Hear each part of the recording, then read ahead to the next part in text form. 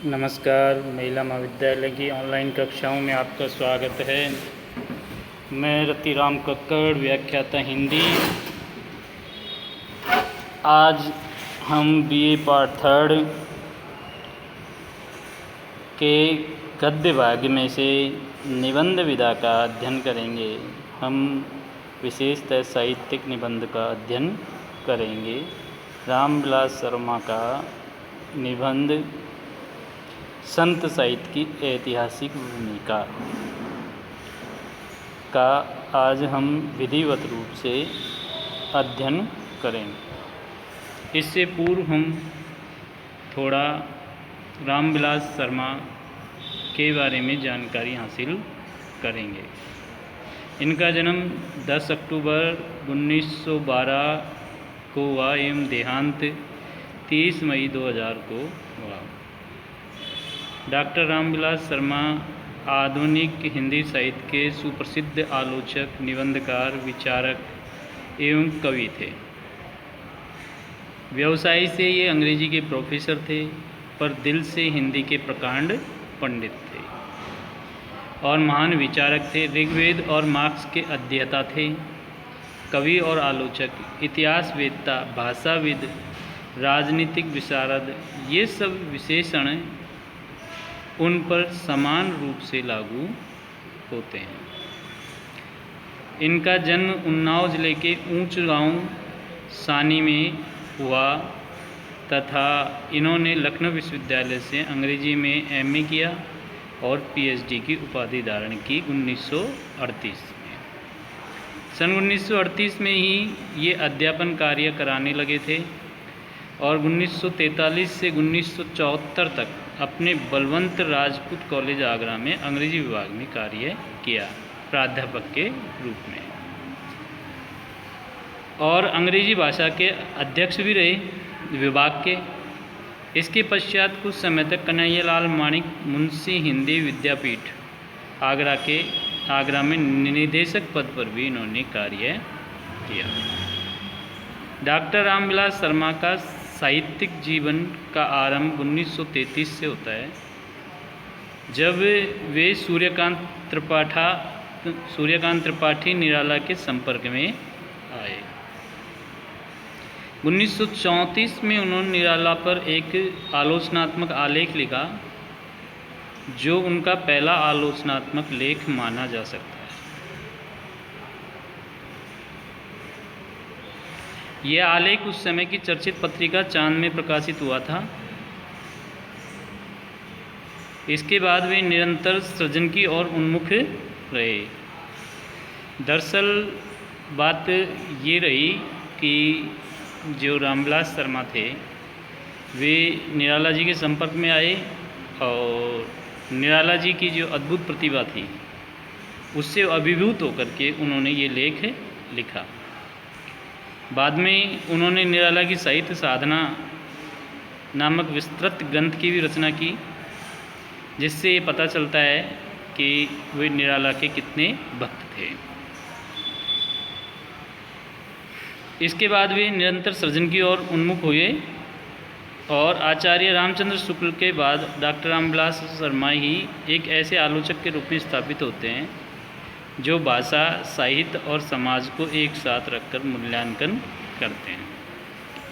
उनकी आलोचना प्रक्रिया में केवल साहित्य ही नहीं होता, बल्कि वे समाज, अर्थ, राजनीति, इतिहास को भी एक साथ लेकर साहित्य का मूल्यांकन करते हैं।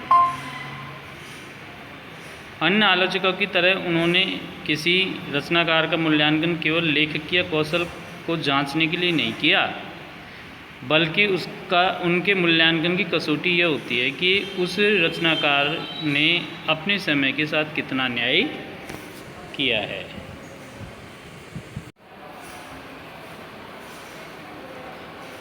इस बारे में आचार्य रामचंद्र शुक्ल के बाद डॉक्टर रामविलास शर्मा ही एक ऐसे आलोचक के रूप में स्थापित होते हैं जो भाषा, साहित्य और समाज को एक साथ रखकर मूल्यांकन करते हैं। अन्य आलोचकों की तरह उन्होंने किसी रचनाकार का मूल्यांकन केवल लेखकीय कौशल को जांचने के लिए नहीं किया, बल्कि उनके मूल्यांकन की कसौटी यह होती है कि उस रचना ने अपने समय के साथ कितना न्याय किया। जो रामविलास शर्मा के आलोचनात्मक ग्रंथ थे, उनकी ये महत्वपूर्ण विशेषता रही कि उन्होंने ये जांचने की कोशिश की, प्रयास किया कि उस उस ग्रंथकार ने, उस रचनाकार ने अपने समय के साथ कितना न्याय किया। इतिहास की समस्याओं से जूझना मानो उनकी पहली प्रतिज्ञा हो। ये भारतीय इतिहास की हर समस्या का निदान खोजने में जुटे रहे। जबकि अंग्रेजी साहित्य के थे, लेकिन इतिहास और हिंदी साहित्य में भी इनकी गहरी रुचि रही। उन्होंने जब यह कहा कि आर्य भारत के मूल निवासी हैं, तो अपने ही देश में इस बात को लेकर के क्या उनका विरोध होने लगा था। उन्होंने कहा कि आर्य पश्चिमी एशिया या किसी दूसरे स्थान से भारत में नहीं आए, बल्कि सच ये है कि ये भारत के पश्चिमी एशिया की ओर गए हैं। मतलब भारत से ये क्या है, पश्चिमी एशिया की ओर चले गए आर्य। भारतीय संस्कृति की पश्चिमी एशिया और यूरोप में व्यापकता पर जो शोधप्रद कार्य रामविलास जी ने किया,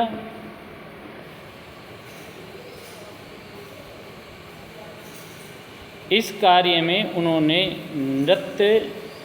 नृतत्व शास्त्र, इतिहास, भाषा शास्त्र का भी सहारा लिया।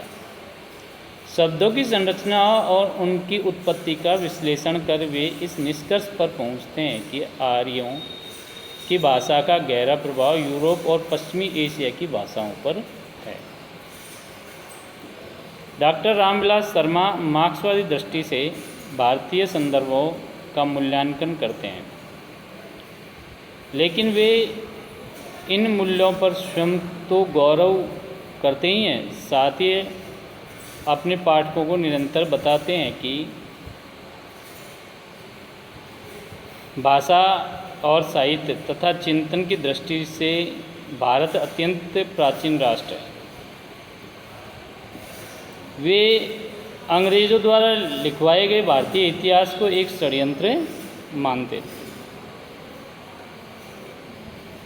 रामविलास शर्मा को निराला की साहित्य साधना के लिए साहित्य अकादमी पुरस्कार मिला। इसके अलावा उन्हें सलाह का सम्मान भी मिला, भारत भारती पुरस्कार भी मिला।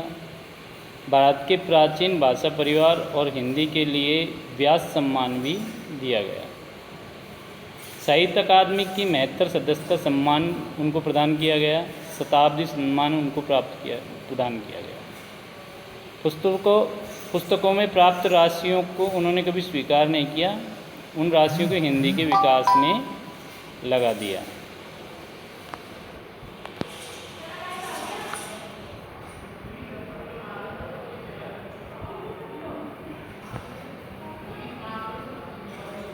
उनकी जो प्रमुख कृतियां हैं, उनमें प्रेमचंद और उनका युग है, निराला है, भारतेंदु हरिश्चंद्र है, प्रगतिवाद है, भाषा है, साहित्य और संस्कृति है, भाषा और समाज है, आचार्य रामचंद्र शुक्ल और हिंदी आलोचना है। निराला की साहित्य साधना 3 भागों में प्रकाशित है। भारतीय साहित्य की भूमिका है, परंपरा का मूल्यांकन है, हिंदी जाति का साहित्य है, भारतीय साहित्य के इतिहास की समस्याएं हैं, भारतीय नवजागरण और यूरोप नाम की किताब है, गांधी, अंबेडकर, लोहिया और भारतीय इतिहास की समस्याएं, भारतीय संस्कृति और हिंदी प्रदेश है, महावीर प्रसाद द्विवेदी और हिंदी नवजागरण है, पश्चिमी एशिया और ऋग्वेद है, भारत में अंग्रेजी राज और मार्क्सवाद है, भारतीय साहित्य और हिंदी जाति के साहित्य की अवधारणा है, भारतीय युग, भारत के प्राचीन भाषा परिवार और हिंदी, अपनी धरती, अपने लोग, घर की बात आदि उनकी प्रमुख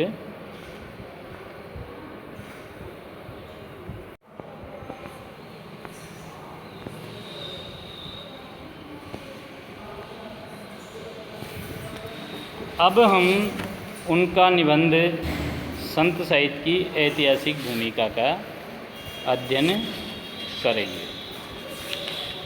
संत साहित्य की ऐतिहासिक भूमिका निबंध शुद्ध रूप से साहित्यिक निबंध है। अगर हम उसकी बात करें तो शुरुआत में हम कह सकते हैं कि भारत में अंग्रेजी राज कायम होने से पहले यहाँ साहित्य की जो देशव्यापी धारा थी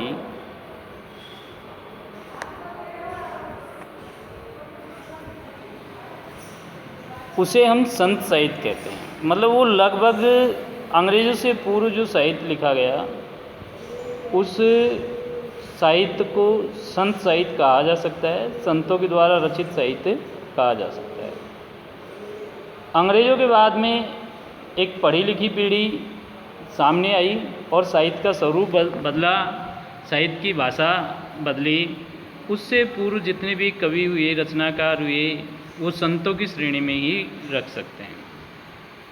इस धारा का स्रोत न तो कोई राज दरबार था और ना ही कोई मंदिर थे, ना ही कोई मस्जिद थी, अर्थात ये आम जन की वाणी के रूप में प्रसिद्ध हुई।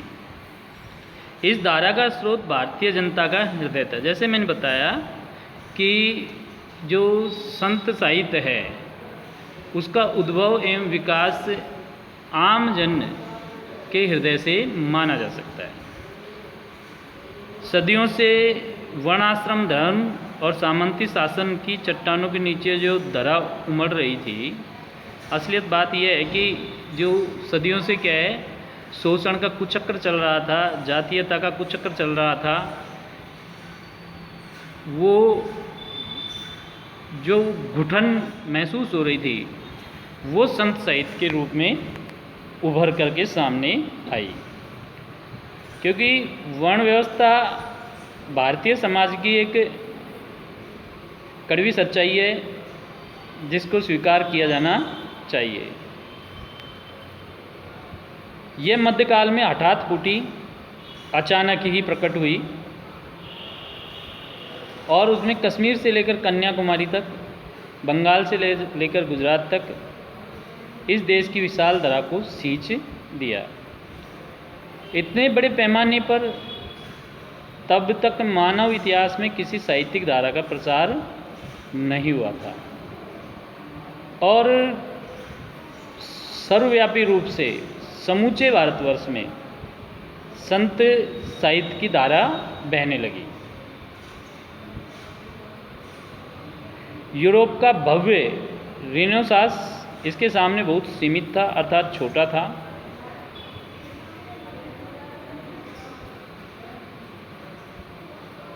केवल 20वीं शताब्दी में समाजवादी धारा से प्रभावित साहित्य देश की सीमाएं तोड़कर उससे भी बड़े पैमाने पर फैला था। यह सच है कि यूरोप के पूंजीवाद ने विश्वव्यापी बाजार कायम किया था।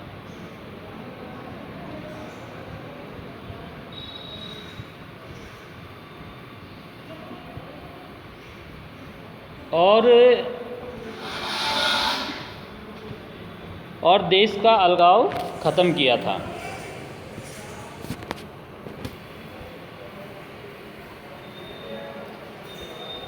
लेकिन यह पूंजीवाद पिछड़े हुए देशों की भाषा और संस्कृति को कुचलता था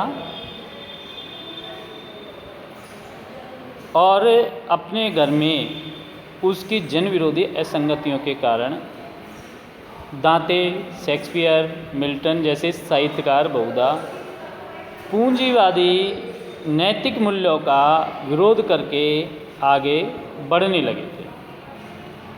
भारतीय संत साहित्य श्रमिक जनता, किसान जनता से अलग उच्च वर्ग का साहित्य नहीं था। उसके निर्माता किसान और कारीगरों के घरों में पैदा हुए थे।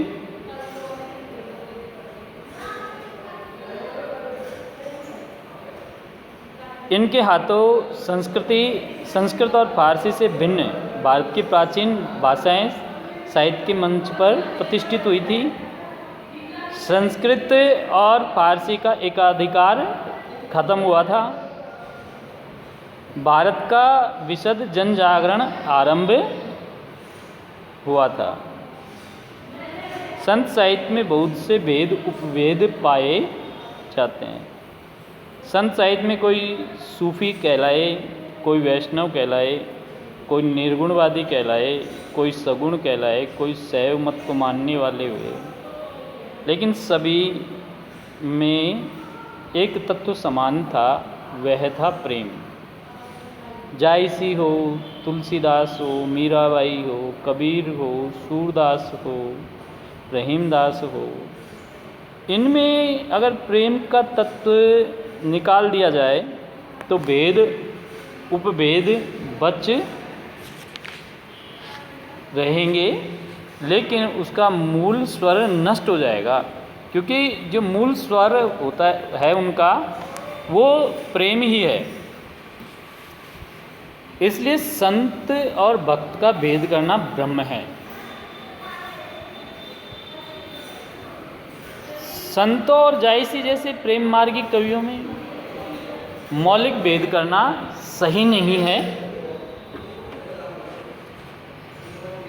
इस प्रेम के आधार पर ही हिंदू और मुसलमान छूत और अछूत सब मिल करके एक हुए थे। कबीर निर्गुणवादी संत है तो भक्त भी कहलाते हैं, और वो खुद भी कहते हैं भक्ति का मार्ग जीना रे। तुलसीदास भक्त कवि हैं तो संत भी माने जाते हैं। मुद मंगल में संत समाजू जो जगम तीर्थ राजू। चाहे वे भक्ति हो चाहे साधना, उसका मूल मंत्र प्रेम है। कबीर के शब्दों में अगर हम जाने कि शून्य मरे अपजा मरे, अनहद हूँ मरी जाए, राम सनेही ना मरे, कह कबीर समझाए। यह प्रेम आध्यात्म एक मुद्दा है कि जो संतों का प्रेम है वो आध्यात्मिक है या मानवीय है। ऊपर से देखने पर मालूम होगा कि यह प्रेम आध्यात्मिक है और ये कवि ईश्वर के ध्यान में मग्न है। वास्तव में प्रेम का रूप ही आध्यात्मिक है, उसका अंतस मानवीय है। मानव मात्र की समानता, प्रेम, यही प्रेम का मूलभूत सूत्र है। इसलिए मानवता को ऊंच नीच में बांटने वाली, जाति वर्ण और धर्म के नाम पर मानव से घृणा सिखाने वाली विचारधारा का वे विरोध करते हैं। सूर और तुलसी में राम और कृष्ण की कथा के माध्यम से प्रेम और भी स्पष्ट रूप से प्रकट हुआ है। संतों के लिए संसार सत्य है या मिथ्या, इस विषय पर बात करेंगे। उनके सैकड़ों पद ऐसे मिल जाएंगे जिसमें इस मिथ्या संसार से नाता तोड़कर शाश्वत सत्य पर या परलोक से नाता जोड़ने का उपदेश दिया गया है। कुछ विद्वानों के लिए संत साहित्य का यही मूल संदेश भी है। वास्तव में यह मायावाद संत साहित्य का सबसे कमज़ोर पहलू है। उनका ऐतिहासिक कारण यह है कि उस समय किसी क्रांतिकारी वर्ग के नेतृत्व में देश की सामंत विरोधी जनता का संगठन नहीं हुआ था। इसलिए एक कल्पित आनंद, कल्पित साधना द्वारा मनुष्य अपने हृदय को ढांढस बंधाता था। संत साहित्य का यह है मायावादी रूप उसके सामंत विरोधी, संघर्ष प्रिय, चुनौती देने वाले सामाजिक रूप से टकराता था, उसे सीमित करता था। फिर भी तुलसीदास की यह उक्ति स्पष्ट है कि झूठो है झूठो सदा जग संत कहत जो अंत लहा है, जान पने को गुमान बड़ो तुलसी के विचार गंवार महा है। और इसी उक्ति के साथ आज का ये अध्ययन हम यहीं समाप्त करते हैं। जय हिंद, जय भारत।